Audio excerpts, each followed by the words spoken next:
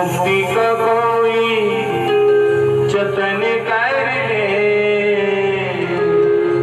रोज थोड़ा थोड़ा प्रभु का भजन कर ले। इसलिए हर मनुष्य को मुक्ति का तो जतन अवश्य करना चाहिए। यही देवूती को समझा रहे भगवान कपिल। और क्या कह रहे हैं कि सबसे पहले भगवान की वंदना कहां से की? चरणों को। भगवान की वंदना चरणों की गई है। अब साहब भगवान के चरणों की वंदना क्यों की? भगवान के ऐसे चरण में क्या है जो उनके चरणों की वंदना की गई, ना कि उनके पूरा शरीर मुखमंडल की वंदना करी? चरणों में क्यों लगाया? यानी कि परमात्मा के चरणों में हमेशा व्रज, अंकुश, ध्वजा आदि चिन्ह रहते हैं। उनके भगवान के जो चरण है ना, उनकी पहचान है, उनके चरणों में चिन्ह है। व्रज, अंकुश, धनुष, उनके सबके चिन्ह है भगवान के चरणों में। जो अपना चित्त होता है ना, मन में कितने प्रकार के काम, क्रोध, मद, लोभ, ये सब बैठे हैं। और भगवान के चरण जब अपने पे पड़ जाएं तो उनके जो अंकुश है ना, व्रज, गदा, अंकुश, तीर, कमान, ये अपने मन को, लोभ, क्रोध को नाश कर दे। और जब भगवान के चरण जैसे ही मनुष्य जीवन पे पड़ते हैं तो उनके सारे काम, क्रोध, मद, लोभ सब नष्ट होकर के भगवान के चरणों में वृद्धि हो जाती है। कि हासम हरे वनता खिलालोक गीतम शोका विशेष मत्युराणां सन्मोहनयां रचितं निजयामयाशा भूमण्डलं मुनिकृते मकरध्वजस्य। यानी कि भगवान का चिंतन करना चाहिए। चिंतन करते करते करते धीरे धीरे मेरे प्रभु गोविंद में समाहित हो जाता है। अब हंसी से परिपूर्ण मुखारविंद भगवान गोविंद का चिंतन, वो सदा मुस्कुराते रहते हैं। देखा कभी भगवान को रोते हुए देखा क्या? भगवान कृष्ण का जीवन कितना कठिन था, लेकिन उनके मुखमंडल पे हमेशा मुस्कान थी। भगवान का जन्म कहाँ हुआ? कहाँ जन्म हुआ? जेल में। अब बताओ, और जन्म होने के बाद भी उन्हें सुख नहीं था। इधर अभी तो पैदा हुई है, पूतना राक्षसी आ गए उनको मारने के लिए जेल लगा करके। इधर गोकुल में भागना पड़ा। और शटाकासुर, बटकासुर, तृणासुर, कौन कौन मारने के लिए नहीं आए भगवान को। कभी यमुना में कालिया नाग से एक भी पल ऐसा बता दो मेरे कन्हैया का जिसने दुख नहीं मिला हो। और यहाँ तक कि उसके बाद उन्होंने गिरिराज उठाया, अकासुर, बकासुर, व्योमासुर, धेनुकासुर आदि का भी उन्होंने वध किया। सब उनको मारने के लिए आए थे। यहाँ तक कि शांतिदुल के जरासंध को भगवान ने मारा। लेकिन यहाँ बैठे बैठे पांडवों ने, द्वारिका में बैठे बैठे आवाज लगा दी पांडवों ने कि भगवान हमारी रक्षा करो, हमारी रक्षा करो। उधर मैं पांडवों की रक्षा में चला गया। थोड़ी पल भी अगर मैं शांति से बैठा हूं तो बताऊंगा। और यहाँ तो दूर की बात है, मेरे घर में ही कलह मच गया। आपस में यदुवंशी लड़ मर के, कट करके आपस में ही मर मिट गए। फिर भी भगवान ने रोए? कभी भगवान नहीं रोए। क्यों? क्योंकि वो जानते हैं परिस्थितियां, ये तो जीवन की व्यथा है, सुख दुख जीवन ये तो आएगा जाएगा। लेकिन ये मुस्कुरा करके सबको सह लेना चाहिए। सुख हो दुख हो, बस उसका चिंतन करते रहे। हे नाथ, मैं तुझे भूलूं नहीं। हे प्रभु, मुझे चाहे कैसी भी विपत्ति परिस्थिति हो जाए, पर मैं आपका नाम नहीं बिसारूं। आपकी कृपा दृष्टि मुझ पे सदा बनी रहे। आपका हाथ मेरे सिर पे बना रहे। आसरा इस जहां का मिले ना मिले, आसरा इस जहां का मिले ना मिले, मुझे तेरा सहारा सदा चाहिए, मुझे तेरा सहारा सदा चाहिए। आसरा इस जहां मिले ना मिले, आसरा इस जहां का मिले ना मिले, मुझे तेरा सहारा सदा चाहिए, मुझे तेरा सहारा सदा चाहिए।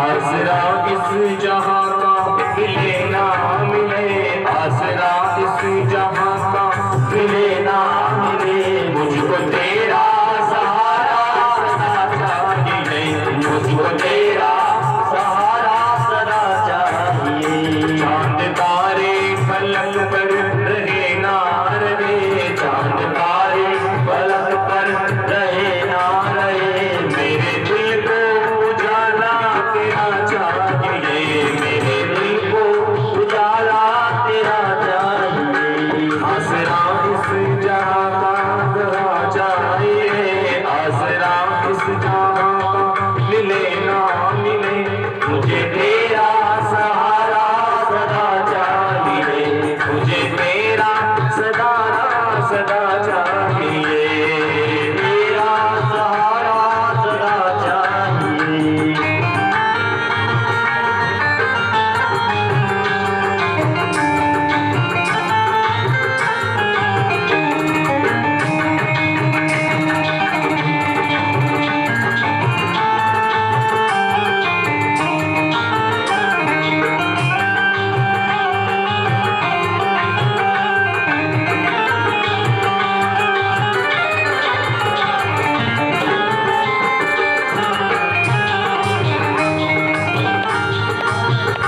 यहाँ खुशियाँ है तुम और ज्यादा है तुम, यहाँ खुशियाँ है कम यहाँ ज्यादा है गम, जहाँ देखो वही है भरम ही भरम, जहाँ देखो वहाँ है भरम ही भरम। मेरी चाहत की दुनिया बसे ना बसे, मेरी चाहत की दुनिया बसे ना बसे, मेरे चाहत की दुनिया बसे ना बसे, मेरे दिल में बसेरा तेरा चाहिए, मेरे दिल में बसेरा तेरा चाहिए। आसरा इस जहां का मिले ना मिले, आसरा इस जहां का मिले ना मिले, मुझे तेरा सहारा सदा चाहिए, मुझे तेरा सहारा सदा चाहिए।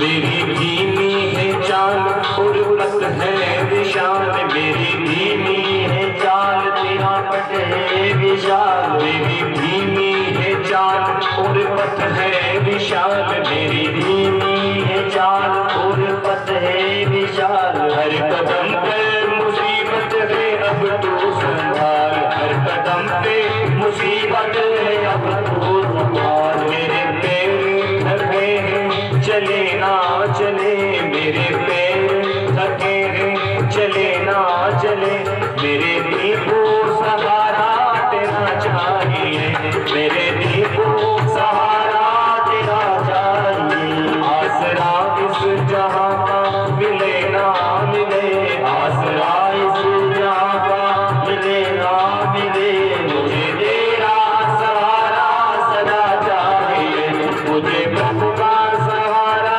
सदा चाहिए, मुझे तेरा सहारा सदा चाहिए, मुझे तेरा सहारा सदा चाहिए, मुझे तेरा सहारा सदा चाहिए, मुझे तेरा सहारा सदा चाहिए। गुरु श्रीमान कृष्णलाल की जय हो। जय जय श्री राधे श्याम। भगवान से यही मांगना चाहिए, यही चिंतन करना चाहिए भगवान से। और भगवान कपिल जी कहते हैं कि रोज चिंतन करो और मुस्कुराते रहो, सुख हो या दुख, किसी भी स्थिति में हो, किसी भी परिस्थिति में हो, कभी दुखी नहीं होना चाहिए। दुखी होने से क्या समाधान हो जाएगा? दुखी होने से अगर समाधान होता है, दुख करना कोई बड़ी बात नहीं है, सभी को करना चाहिए। क्या कभी किसी का दुखी होकर के समाधान हुआ है? नहीं हुआ। समाधान कब होगा? जब वह सत्संग में डूब जाएगा, सत्य का संग करेगा, उसको उसका ज्ञान हो जाएगा कि मेरे इस दुख का क्या कारण है, मैं क्यों दुखी हूं। एक बार एक सेठ जी थे, वो इतने कंजूस थे कि जीवन में उन्होंने कभी कोई धर्म नहीं किया, कोई भी धर्म नहीं किया अपने जीवन में। आयु सबकी आनी है, धीरे धीरे उनकी भी आई। अब अड़ोसी पड़ोसी भी कहने लगे कि सेठ जी इतने क्या कंजूस होते हो, कम से कम अंत समय है, ये ज्यादा दूर नहीं तो अपने सामने बालाजी का मंदिर रहा, थोड़ा बहुत जाके कुछ तो धो के दे आओ, माथा तो लेके आओ। सेठ जी ने मन में विचार किया, रोज ही अड़ोसी पड़ोसी भी कहने लगे तो जाने में अपना क्या है, जाना चाहिए। सेठ जी एक सिंदूक में रखा हुआ एक रुपया था, जिसको बड़े लाड प्यार से वह संभाल के रखते थे। बड़े दुख से तो उसको उठाया और मुट्ठी में ऐसा जकड़ लिया कि कहीं छूट ना जाए। अब लाइन में लगे तो शनिवार का दिन था, भीड़ पड़ गई थी हनुमान जी की, वो भी लाइन में खड़े हो गए। सेठ जी लाइन में खड़े हो गए तो भीड़ में कभी सिखों को देखे, कभी उनको देखे, उनकी आत्मा तो फिर कहे कि क्या करें। पड़ोसी कहने लगे अब तो आज तो करना ही पड़ेगा दान, आज तो। अब भीड़ में इतना समय हो गया खड़े खड़े, जैसे ही उनका नंबर आया और जैसे ही मुट्ठी खोल के देखा तो पसीने से हाथ में मुट्ठी, देखा सिक्का तू भी रो रहा है, तू मेरे से अलग नहीं होना चाहता है, ले चल मैं तुझे घर लेके चलता हूँ, तुझे नहीं चढ़ाऊंगा। वो वापस आ गया, पसीने से सिक्के का आंसू आ गए साहब। सेठ जी आ गए वापस, तो बहुत देर से तो नंबर आया, नंबर आने के बाद भी वह वहां दान नहीं कर सका, वो नहीं चढ़ा सका। उस पसीने को भी क्या कहता है, तू भी मेरे बिना नहीं रह सकता, तू रो रहा है, चल मैं तेरे को अपने से अलग नहीं होने दूंगा। अब एक दिन वल्लभाचार्य जी के पास पहुंचे और वल्लभाचार्य जी के जाकर प्रणाम किया कि महाराज आप हमें कोई ऐसा उपाय बता दो, ऐसा काम बता दो कि हमारा पैसा टका कुछ खर्च नहीं हो, एक फूटी कोटी भी नहीं लगे और हमारी पूजा हो जाए, आप ऐसा उपाय मैं बता दो। तो वल्लभाचार्य बड़े परम संत थे, यदि आचार्य थे, और वो सेठ की भावना समझ गए कि तब उसको मानसिक पूजा बताई। यानी कि मानसिक पूजा होती है चढ़ाना अढ़ाना कुछ नहीं होता है, खाली आसन पे लगा के बैठ के भगवान के मैं चंदन चढ़ा रहा हूँ, मैं भगवान की जल चढ़ा रहा हूँ, मैं भगवान की मिश्री मेवा भोग लगा रहा हूँ। खाली चिंतन आत्मा में बैठे बैठे भगवान को चढ़ाना है। तो ये काम ठीक है महाराज, ये तो मैं करूँगा कि ठीक है। अब सेठ जी ने महाराज की कही हुई बात को आया है, पहले दिन लगाए 5 मिनट जैसे आसन लगाया कि मैं भगवान की जल चढ़ा रहा हूँ, मैं भगवान की ये कर रहा हूँ। अब धीरे धीरे उसमें उनकी रुचि बढ़ गई। आज 5 मिनट हुए, कल 10 मिनट, परसों 20 मिनट, ऐसे करते करते 2-2, 5-5, 4-4 घंटा तक उनका आसन लगने लग गया। रोज व नित्य ऐसे ही ठाकुर जी को स्नान करा देते, चंदन चढ़ा देते, दूध मिश्री मेवा सब का भोग। एक दिन क्या हुआ साहब, सुबह सुबह जब भी वह प्रातःकाल संध्या से निवृत्त होकर के भगवान को प्रार्थना करके भोग लगा के मानसिक पूजा में बैठे थे और प्रार्थना कर रहे थे, उदिष्टो उदिष्ट गोविंद उदिष्टो गरुड़ध्वज उदिष्ट कमलाकांतम त्रैलोक्यम मंगलं कुरु। भगवान को मैंने उठाया है, सुंदर उनका श्रृंगार किया है, उनके हार पहनाया है, पर एक दिन क्या हो गया साहब, कुछ गड़बड़ हो गई। गड़बड़ क्या हुई कि नित्य की तरह वह पूजा कर रहे थे, आज उस मानसिक पूजा में मिश्री, दूध, दही, शक्कर, पंचामृत में शक्कर थोड़ी ज्यादा पड़ गई, शक्कर थोड़ी ज्यादा। अब वो तो थे तो कंजूस, उनकी वृत्ति पहले ही ऐसी थी। अब उन्होंने कहा कि अभी तो गिराई है, अभी तो भूली नहीं होगी, अभी तो छोड़ी है ना, अभी तो शक्कर भूली नहीं होगी, क्यों ना वापस निकाल लूं। अभी एक ही दिन की पूजा थोड़ी है, रोज रोज पूजा करनी पड़ती है, इतनी शक्कर मैं कहां से लाऊंगा। तो जैसे ही उन्होंने शक्कर निकालने की कोशिश की, मेरे ठाकुर जी ने हाथ पकड़ लिया, अरे क्या कर रहा है, क्या लग रहा तेरा, यहाँ भी तू कंजूसी कर रहा है, यहाँ कुछ भी तेरा नहीं लग रहा है, फिर भी तू कंजूसी कर रहा है। तो भगवान इतने सरल हृदय के होते हैं साहब, कंजूस को भी मिल जाते हैं, क्योंकि उनको कंजूसाई पे रीच गए थे। आसन लग गया 10 मिनट, 15 मिनट, 20 मिनट करते करते 5 मिनट घंटे आसन तक पहुंच गया। तो बड़े भगवान कपिल कहते हैं कि सत्यम परम धीमहि, जो मानसिक पूजा करते हैं धीरे धीरे उनका मन एकाग्र हो जाता है, और जब मन एकाग्र होता है तो उनमें ज्ञान प्रविष्ट हो जाता है। जहाँ नजर डालोगे, जिस तरफ दृष्टि देखोगे, उसमें केवल भगवान ही दिखता है। कि हम सर्वेषु भूतेषु भूतात्मा तवसिस्थित सदा